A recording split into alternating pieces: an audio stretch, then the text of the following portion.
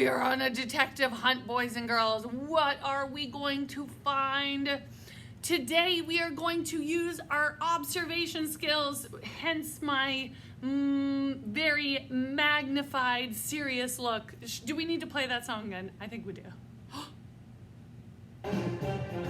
Where are we going? What are we observing? Let's take a look.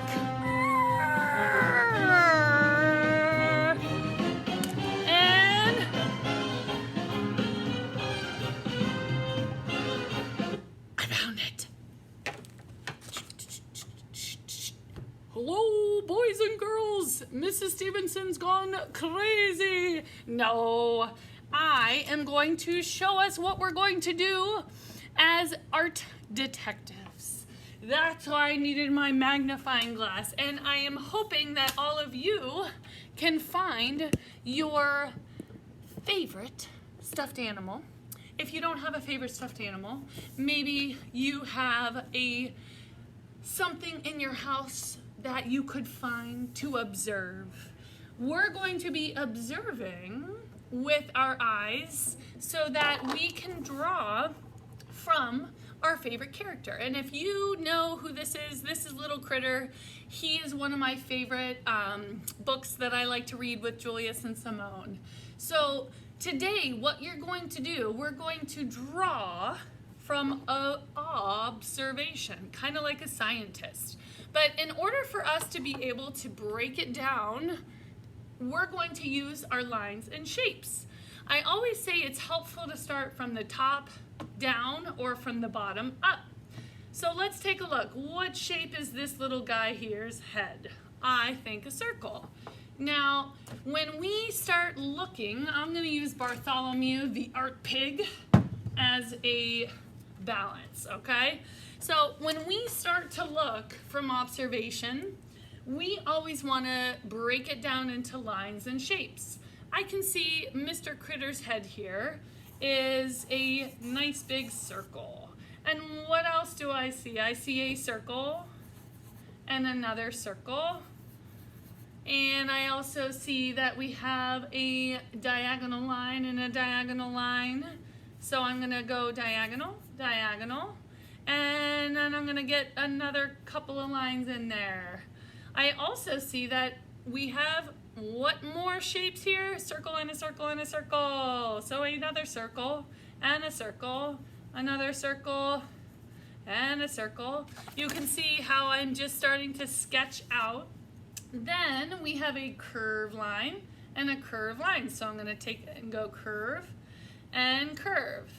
The practice of this experimental observational drawing, if you will, is to really not worry about making it perfect. One, we know that nothing is perfect, right? But two, the more you observe, the more you get better at your drawing. When I take a look at his wild hair, it's kind of like a ziggity-zag line. So I'm gonna rough in some of his hair. It goes all the way down to his suspenders here. Then I see a curved line for his suspender here and another curved line. And then I also like to use my pencil as a tool for how I need to make my angles. So this is kind of at a diagonal. I can then put it on my paper here and use that as a diagonal. Then I have another one and I'm gonna come around and do this. And then I have my buttons.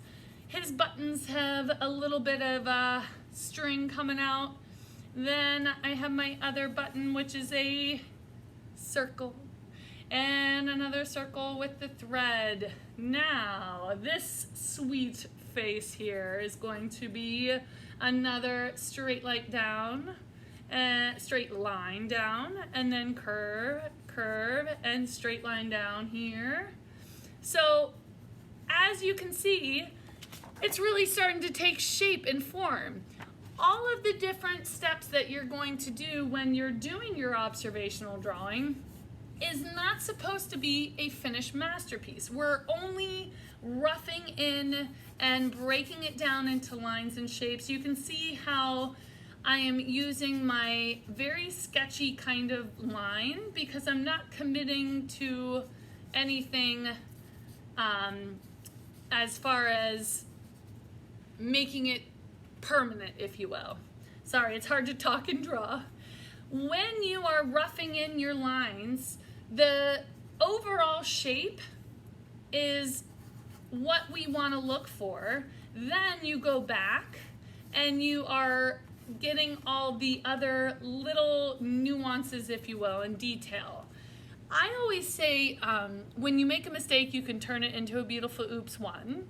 And I also know that it helps me when I'm drawing to keep the mistake and then change it.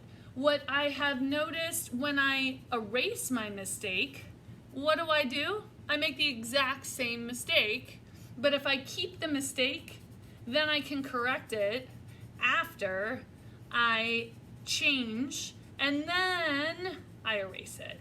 So don't be afraid to make mistakes. Do not be afraid to have tons of fun and be silly. If you need to play a detective song too, maybe that would be wonderful for you as well.